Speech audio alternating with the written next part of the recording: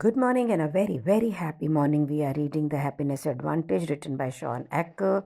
We are on page number 145 और अब हम हैप्पीनेस एडवांटेज का प्रिंसिपल नंबर 6 कर रहे हैं जिसका टाइटल है the 22nd rule and how to turn bad habits into good ones by minimising the barriers to change. Won't that be very interesting. मैं वेट लूज़ करूँगा, मैं ये नहीं करूँगा, 2-4 दिन कुछ करते हैं डाइट फॉलो, फिर वहीं पहुँच जाते हैं. सुबह वॉक पे जाते हैं 4 दिन, फिर वहीं पहुँच जाते हैं. तो चलिए सीखते हैं किस प्रकार से हम अपनी आदतों को बदल सकते हैं और जो अंदर से ये अंदरूनी बैरियर्स हैं इनको कैसे मैनेज करें. राइटर अपने रियल लाइफ एग्जाम्पल से पेज नंबर 145 पे कहता है कि वो एक सेमिनार में था और वहाँ पर एक आदमी ने खड़े होकर बोला कि शॉन, मैं जानता हूँ तुम हार्वर्ड से सब है, लेकिन क्या पॉजिटिव साइकोलॉजी बिल्कुल वेस्ट ऑफ टाइम नहीं है. राइटर कहता है मैं तब नया नया था और मैं बिल्कुल मैंने उसको बहुत सारे लॉजिक दिए हर प्रकार के, लेकिन तो भी वो उदास बैठा रहा. बाद में मुझे बाकी उसके जो टीममेट्स थे उन्होंने बताया कि ये सबसे अनहैप्पी दुखी आत्मा है जिसके आसपास हमेशा रोने के बादल छाए रहते हैं. राइटर कहता है कि मैंने उस दिन ये रियलाइज़ किया जो ह्यूमन बिहेवियर की ग्रेटेस्ट पैराडॉक्सेस हैं वो ये है कि common sense is not common action. कहने का अभिप्राय ये है कि जानते हुए भी सिगरेट जो है विटामिन का सोर्स नहीं है, नुकसान करता है. टेलीविज़न आपके आईक्यू को रेज़ नहीं करता है. 8 घंटे आपको सोना चाहिए, एक्सरसाइज आपको करनी चाहिए, खाना आपको हेल्दी खाना चाहिए. ये सारे कॉमन नॉलेज होने के बाद में भी क्या आप ज़िंदगी को इजी बना पाते हो? इसको जानने के बाद भी जानना या नॉलेज एक एक हिस्सा है ज़िंदगी जीने का, लेकिन बिना एक्शन के क्या इस नॉलेज का कोई मतलब है? This is absolutely meaningless. Aristotle की भाषा में करें, To be excellent, we cannot simply think or feel excellent. We must act excellently. और फिर एक्शन करने के बाद में भी you need a follow through on an action and this is the most hardest path. Doctors को पता होता है ना कि इम्पोर्टेंस क्या है एक्सरसाइज की, तो भी उस 44% ओवरवेट होते हैं. और ऑर्गेनाइजेशनल गुरु होते हैं जनरली मेसी होते हैं. पॉजिटिव साइकोलॉजिस्ट कोई ज़रूरी नहीं है कि वो हैप्पी हों. राइटर कहता है कि मैंने काउंटलेस बिजनेस पीपल के साथ काम किया है जो कंप्लेन करते हैं कि हर मंडे वो एक हफ्ते का एक रेजोल्यूशन बनाते हैं जहाँ पे वो प्रोक्रेस्टिनेट नहीं करेंगे, स्मोक नहीं करेंगे, सारा दिन ईमेल नहीं देखेंगे, अपने बच्चों से ज़्यादा मिलेंगे, लेकिन हर वीकेंड में वो सोचते हैं यार ये हफ्ता कहाँ चला गया. वो वही कर रहे होते जो पहले से कर रहे होते हैं. सच्चाई ये है कि पॉजिटिव हैबिट्स को रखना बहुत आसान है. चाहे वो दिख रही हो कि ज़िंदगी में इसके आने से मेरी ज़िंदगी कितनी बेटर हो जाएगी, तो भी जो भी हम न्यू ईयर रेजोल्यूशन बनाते हैं जनवरी 1 को ना, जनवरी 10 तक हम वापस वहीं के वहीं पहुंचे हुए होते हैं. अब जब हमें ये मालूम है कि हमारे ब्रेन की कैपेसिटी है चेंज के लिए, बदलाव के लिए, फिर ये बिहेवियर को चेंज करना इतना मुश्किल क्यों है और चलो इसे हम कैसे आसान कर सकते हैं ये भी तो जानना है. पेज नंबर 147 पे विलियम जेम्स का एग्जाम्पल देते हुए राइटर कहता है he was studying, he was in Harvard के फर्स्ट एक्सपेरिमेंटल साइकोलॉजी क्लास जो क्रिएट की थी वो इन्होंने की थी 1875 एंड 1890 में. उन्होंने पब्लिश करी प्रिंसिपल्स ऑफ साइकोलॉजी का एक बुक जिसमें उन्होंने लिखा कि हम इंसान बायोलॉजिकली प्रोन है to our habits. We are the mere bundles of habit. हम ऑटोमेटिकली परफॉर्म करते हैं बहुत सारे डेली टास्क जैसे brushing of the teeth, setting up alarm, going to bed. ये हैबिट्स इतनी ऑटोमेटिक हैं कि हम रुकते नहीं हैं या ज़्यादा सोचते नहीं हैं. ये हैबिट्स हमारी ज़िंदगी को, हमारे बिहेवियर को शेप करती है, हमारी लाइफ को इम्पैक्ट करती है. राइटर कहता है अगर हमें हर चीज़ के लिए कॉन्शियस चॉइस बनानी होगी ना, छोटी छोटी चीज़ें हम जो पूरे दिन में करते हैं, तो हम नाश्ते के टाइम तक ही थक जाएंगे, सुबह ही थक जाएंगे. इमेजिन करो अगर आपको कॉन्शियस एफर्ट करना, उठ के बिस्तरे से निकलना है, फिर कॉन्शियसली बाथरूम में जाना है, फिर कॉन्शियसली शीशे में देखना है, फिर कॉन्शियसली कपड़े देखने हैं, फिर कॉन्शियसली ब्रश करना है, तो आप अभी ये सारा कुछ ऑटोमेटिकली कर रहे हो, स्पॉन्टेनियसली कर रहे हो, थकोगे कि नहीं थकोगे? ऐसे सारी चीज़ें जो हमारी डेली की होती है ना, इसमें आप कोई विल पावर का रिजर्व नहीं यूज़ करते, यू जस्ट डू इट। खानों को करना, कॉफ़ी को पीना, दरवाजे को बंद करना, दीज आर ऑल हैबिचुअल। आपको हर रोज़ अपने आप को ये रिमाइंड थोड़ी करना पड़ता है कि मैंने कपड़े पहनने हैं। ये कोई स्ट्रगल नहीं है, ये एक हैबिट है। ये आपकी जो एनर्जी या ब्रेन पावर को डिप्लीट नहीं करती, आपकी एक सेकंड नेचर है, ऑटोमेटिक है, और ये है एक हैबिट। अगर आगे का कॉन्वर्जेशन बहुत ही पावरफुल है। अभी जो मैंने सब पढ़ा आपको लग रहा है कि कोई बहुत ग्राउंड ब्रेकिंग नहीं है, लेकिन विलियम जेम्स ये कहते हैं, अगर हमने अपने बिहेवियर को चेंज करना है तो इसे अंडरस्टैंड करना क्रूशल है, क्योंकि हमारी एक स्वाभाविक टेंडेंसी है कि हम हैबिट्स में ही एक्ट करते हैं। तो अगर हमने कोई भी पॉजिटिव चेंज अपनी ज़िंदगी में लाना है तो इसे हमें हैबिट में कन्वर्ट करना पड़ेगा, ताकि ये ऑटोमेटिकली हो, बिना किसी एफर्ट, चॉइस या थॉट के। भाई अगर आपको कोई लास्टिंग चेंज लेके आना है ना, तो आपका जो नर्वस सिस्टम है ना, इसको आपको इस चेंज के लिए दोस्त बनाना पड़ेगा, एनिमी नहीं बनाना पड़ेगा। तो हैबिट्स पता है क्या है? जैसे एक फाइनेंशियल कैपिटल नहीं होता कि अगर आपने जमा कर दिया तो उस पर आपको कंपाउंड इंटरेस्ट पे मिलता है। हैबिट्स भी जो आज हम अच्छी बनाते हैं, they are like an investment जो ऑटोमेटिकली आपको अच्छे रिटर्न देती है for the years to come. Page number 149 and the title is daily strokes of effort. तो ये बहुत आसान है कहना, पर करना कितना मुश्किल है। अच्छी हैबिट डेवलप करना एक आंसर तो है, पर हम इसे करें कैसे? तो इसके लिए विलियम जेम्स जो प्रिस्क्रिप्शन देते हैं, वो ये कहते हैं डेली स्ट्रोक्स ऑफ एफर्ट। आप कहेंगे इसमें नई बात क्या है, ये तो सभी लोग जानते हैं, प्रैक्टिस मेक्स परफेक्ट।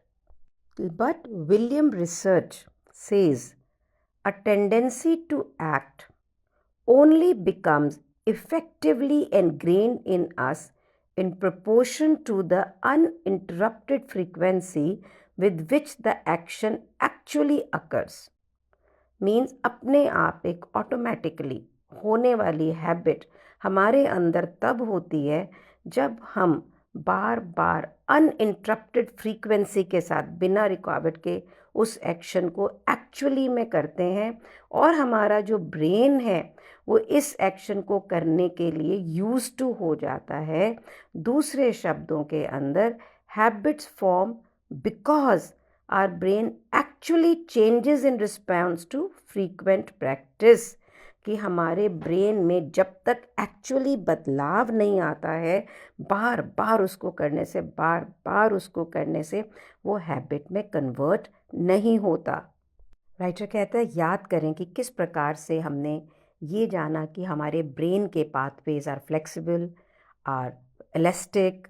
हर रोज़ हम कुछ नए फैक्ट सीखते हैं, कुछ नए टास्क करते हैं, कुछ नई कॉन्वर्जेशंस करते हैं, हमारा ब्रेन हमेशा चेंज होता है, रीवायर हो रहा होता है, जो भी एक्सपीरियंसेस हमारे लाइफ में हो रहे होते हैं।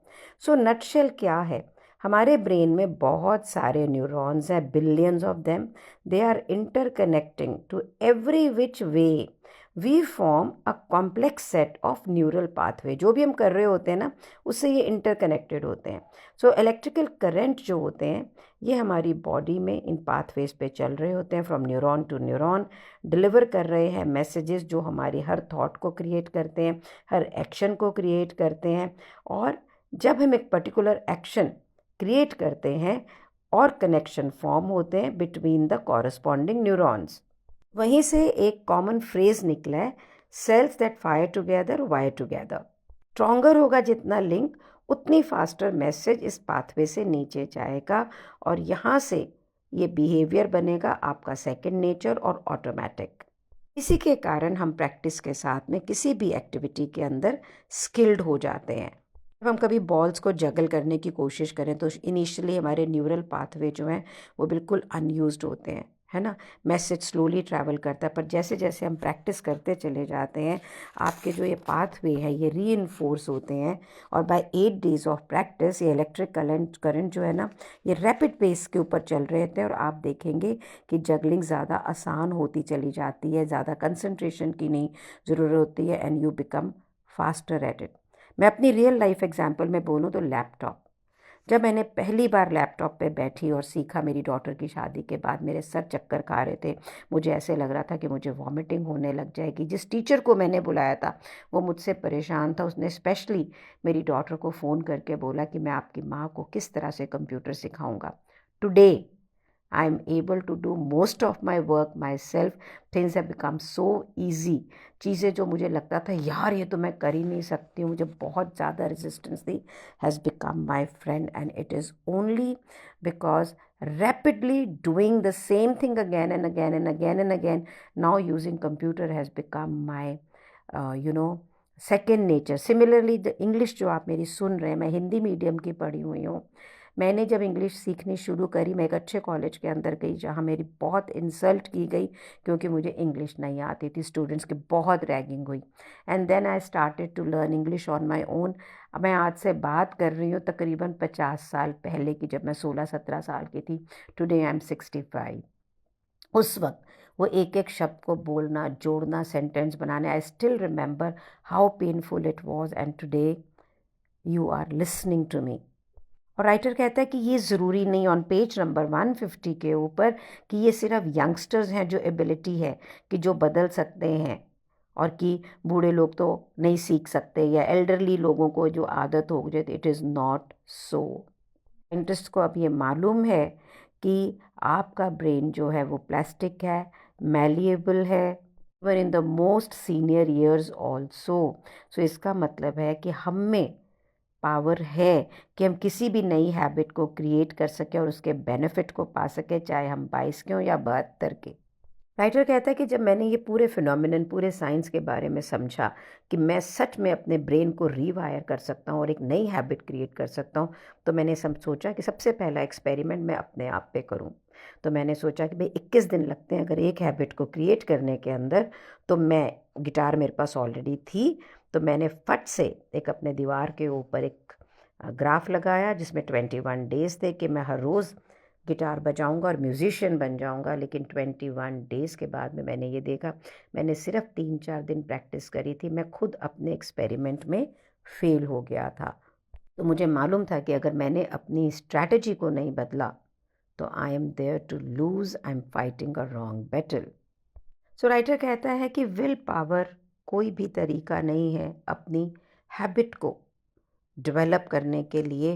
वो एक एग्ज़ाम्पल देता है कि टाल बेन शहर लिखते हैं कि स्टोरी ऑफ चॉकलेट केक कि उनकी माँ ने अपने फ्रेंड्स जब आए तो एक चॉकलेट केक ऑफ़र किया। उन्होंने बोला कि नहीं, मैं तो नहीं खाऊंगा क्योंकि मैं नेशनल स्क्वॉश चैम्पियनशिप के लिए प्रिपेयर कर रहा हूँ। उन्होंने अपने दोस्तों के साथ उसे नहीं खाया, दोस्त चले गए, वो रात को सोए, पानी पीने के लिए फ्रिज खुला, वो केक वहाँ पे था।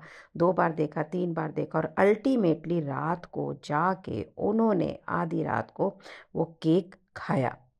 आप में से कितने लोगों के साथ में ऐसा हुआ है कि हमने कुछ वाव किया और उसके बाद में जानते बूझते हुए भी हम वो दोबारा करते हैं, हम अपने आप को डिनाई करते हैं, नहीं ये नहीं करना है, नहीं ये नहीं करना है, और फिर बिल्कुल ख़त्म हो जाती है वो विल पावर और हम या उसे खाते हैं या उस काम को करते हैं जो हमने सोचा हो कि हमने नहीं करना है। यही कारण है कि जो लोग क्रैश डाइट करते हैं दोबारा से वेट गेन कर लेते हैं।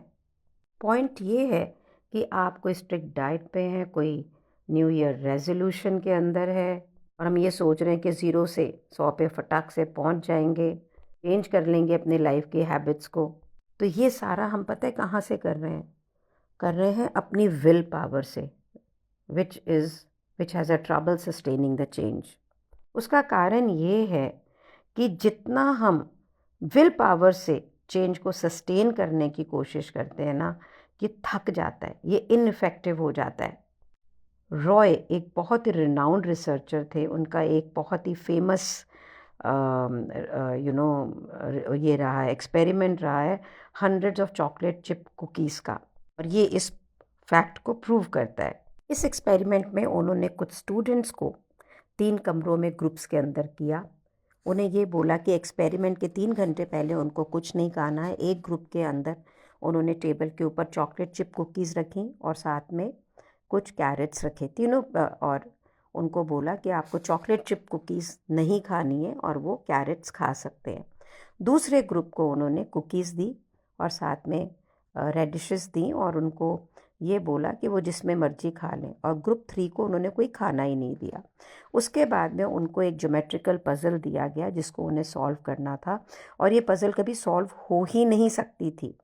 ये देखा गया कि ग्रुप 1 थोड़ी ही देर में हार मान लिया, बोले हम नहीं कर सकते हैं। ग्रुप 2 और 3 उनसे बेटर थे। ऐसा क्यों हुआ? क्योंकि ग्रुप 1 को बहुत विल पावर यूज़ करनी पड़ी कि वो चॉकलेट चिप्स कुकीज़ को ना खाएं, while rest of the groups, उनको ऐसा, एक को तो खाना ही नहीं दिया गया था और दूसरों को बोला गया था कि वो जिसमें से जो मर्जी खा लें। इस तरह के बहुत सारे एक्सपेरिमेंट करे गए जहाँ पे लोगों को पहले विल पावर यूज़ करके कुछ ना कुछ एक्शन दिया गया, और बाद में जब दूसरा एक्शन दिया गया तो वो नहीं कर पाए उसको। इन एक्सपेरिमेंट्स का एक ही पॉइंट था, ये था कि ये दिखाना कि चाहे भी कितना अनरिलेटेड टास्क क्यों ना हो, विल पावर के फ्यूल सोर्स में उसको टैप कर रहे हैं। ये कितने भी डिफरेंट काम हो, लेकिन जो आप सेल्फ कंट्रोल ड्रॉ कर रहे हो, ये कॉमन रिसोर्स से कर रहे हो, ये एक लिमिटेड है और ये डिप्लीट होता है। जितनी ज़्यादा विल पावर आप यूज़ करेंगे उतने आप उसको धीरे धीरे कम होती चली जाती है। और अनफॉर्चुनेटली हमारे साथ दिन में कितने सारे काम हो रहे होते हैं हर रोज़, तो आप ये समझ लो कि विल पावर डिप्लीट होती है। इसीलिए नो वंडर कि हम ओल्ड हैबिट्स को जब चेंज करना चाहते हैं तो we give up to the easiest and the most comfortable path and we are progressing through the day. ये जो इनविजिबल पुल है ना, कि जो रास्ता हम वो चूज़ करें जहाँ पे सबसे कम रेजिस्टेंस हो, हमारी ज़िंदगियों को रियलाइज़ नहीं करते हैं। ये एक इम्पॉसिबल बैरियर क्रिएट करता है to change and to the positive growth. Life में कोई भी चेंज लाने के लिए पहले उसे अंडरस्टैंड करना बहुत ही ज़रूरी है कि भैया ये चेंज हो क्यों नहीं रहा है, and this is what we have done in this audio.